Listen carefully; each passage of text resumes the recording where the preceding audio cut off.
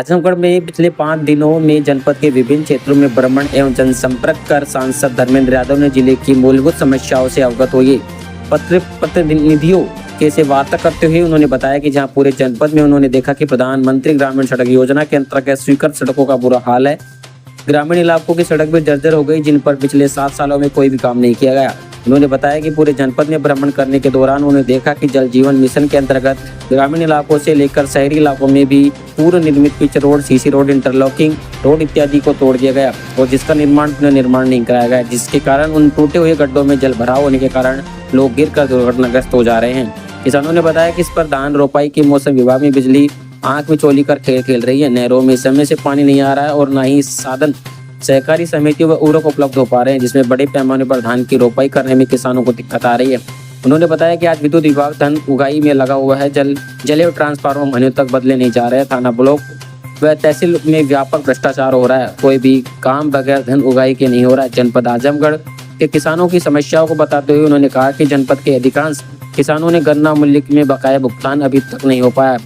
देवरांचल के बाढ़ विभीषा को लेकर उन्होंने जिला प्रशासन से पहले उनके जान माल तथा उनके रहने और खानदान की व्यवस्था करने का भी बात कही है। से बिजली नहीं मिल रही है या आ रही है तो केवल मामूली समय के लिए आ रही है। उसकी सुधार के लिए भी हम लोग अधिकारियों से उम्मीद लगा के आए। अब देखना है कितना पूरी करते हैं। तहसीलों का भ्रष्टाचार चरम पे है। कोई पैमाइश नहीं हो रही है जिसमें भ्रष्टाचार की बुनियाद हो। गरीब लोगों को न्याय नहीं मिल पा रहा है। आश्वासन दिया है हालांकि अधिकारियों ने, अब देखें उस आश्वासन को कहाँ तक वो पूरा करते हैं। बहुत सारे गांव ऐसे हैं जहां ट्रांसफार्मर फूका पड़ा है, लगाते ही फूक जा रहे हैं। ट्रांसफार्मर की क्षमता अपर्याप्त है, उसकी ओर भी हम लोग अधिकारियों का ध्यान आकर्षित करके आए हैं। एक जो सगड़ी तहसील में, सगड़ी और गोपालपुर विधानसभा में, विशेषकर दिवारा इलाके में जो अक्सर बाढ़ आती है, उसकी तरफ भी हम लोगों ने प्रशासन लोगों को चेताया है कि समय से व्यवस्थाओं को सुचारू रूप से व्यवस्थित कर लें, क्योंकि बाढ़ आने के बाद अगर व्यवस्थाएं जुटाने में लगेंगे तो फिर कोई भी जनता को लाभ उसका नहीं मिल पाता है। इन समस्याओं की ओर भी हमने ध्यान आकर्षित कराया है सभी साथियों ने।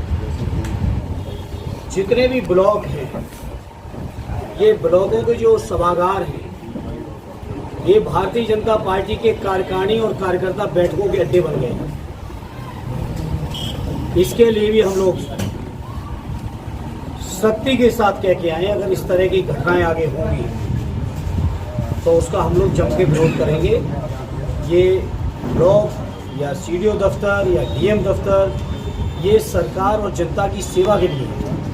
ये किसी दल की राजनीति खड़ी करने के लिए नहीं है। और जनता का मूड भी मैं समझता हूँ लोग भांप चुके होंगे और शायद ऐसी चीज़ों पर रोक लगाएंगे और लगाना चाहिए। इसी तरह से गन्ना किसानों की भुगतान की समस्या है।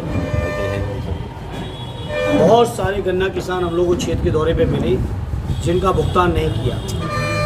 हालांकि जिलाधिकारी महोदय अपनी तरीके से दूसरी बातें बता रहे थे कि लोन है, ये है, वो है।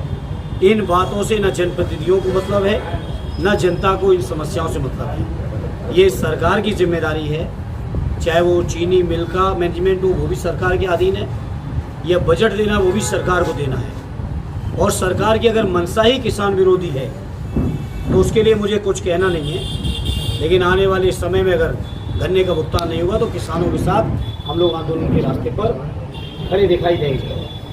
अगर पुलिस थाने की बात करें, पुलिस विभाग की, तो पुलिस विभाग के पास 2 ही काम बचे हैं, एक भ्रष्टाचार और दूसरा कैसे समाजवादियों को सताया जाए झूठे मुकदमों में। तो बात करेंगे जाके कप्तान साहब से इस मुद्दों पर भी। लेकिन हमें उम्मीद है कि आज हमारे जनप्रतिनिधियों के सभी साथियों के मिलने के बाद जिले की व्यवस्थाओं में सुचारू सुधार आना चाहिए।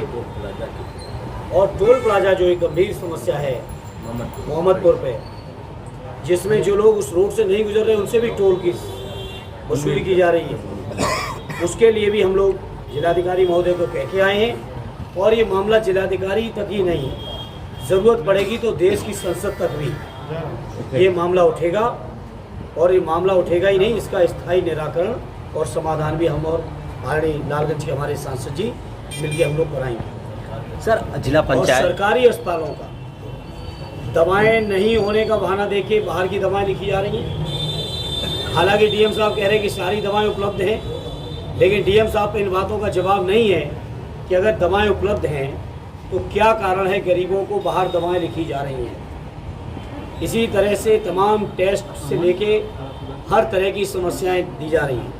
आज हम लोग लिखित देके आए हैं, समय आने पर ज़रूरत पड़ेगी तो स्थलीय निरीक्षण करके भी, और आप मीडिया के साथियों के साथ जाकर जो दुर्व्यवस्थाएं हैं उनको बेनकाब करके कम से कम सरकार को विवश कर देंगे कि वो इन समस्याओं का समाधान करें। सर बात दवाओं की जा रही है, जिला पंचायत सदस्य पप्पू यादव ने एक वीडियो बनाया था जो काफ़ी वायरल हो रहा है, जो दवाओं के काफ़ी प्रिंट रेट ज़्यादा है, उसको लेकर एक ज्ञापन भी आपको सौंपा गया है और सांसदों को उन्होंने ज्ञापन भेजा है। क्या उसे भी संसद में उठाया जाएगा इस तरह का मुद्दा? किस तरह का? बिल्कुल मार्जिन 90% की मार्जिन है जी, सर। बिल्कुल उन तथ्यों की पूरी जांच करके सदन में भी आवश्यकता होगी जरूर उठाएंगे।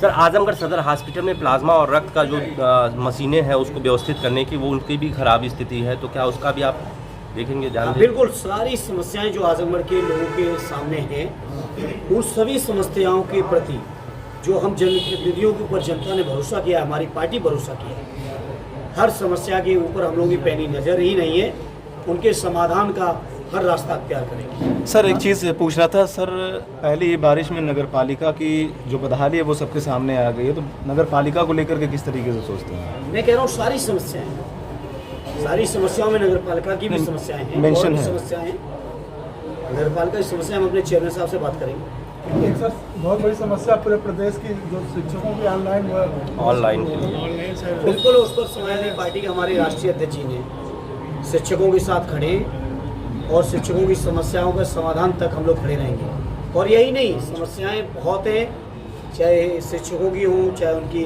पुरानी पेंशन की हो, हमारी लड़ाई जारी है।